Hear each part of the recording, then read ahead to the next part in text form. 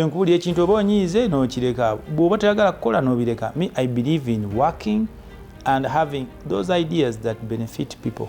Abraham Luzzi y'omu ku baagala kukiikirira bannakampala ey'omu masekkati mu lukiiko lw'eggwanga olukulu. Siriiwo kwogera ebyo byagala kuwulira. Siina kibiina, ndi wa bibiina byonna. I stand on merit, I'm not excited. Ono agamba kiyanbagwe okumulonda. Okulonda omukulembeze asaanidde nga Luzzi. Seegayirira seetonda okubeera nti onnonda. Ebiruubirirwa bye kwe kuteeka abantu kalabba okukendeeza omuwendo gw'ababaka.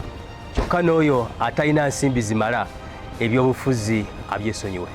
We are saying we are introducing a law for killing by hand all those that are found guilty of taking our money. Teri luseke is toll y'engombo gy'atambulirako ono. Omwana omuto mulungi afumba ekyenkye ekibuguma atayombayomba na musajja mubuuza oliwa. Omulabi wa Gugudde TV Monday eno ennaku z'omwezi nga 10 tosubwa wano Gugudde TV ku program The Heads Show nga twogera n'oyo yeegwanyiza entebe y'obubaka bwa Paalamenti okukiikirira abantu ba Kampala ey'omu masekkati. Togoberera kibiina, togoberera kkala. Ebiruma bannayuganda tebiina kuleetebwa kibiina na ndowooza yaakyo. Tosubwa ku Gugudde TV.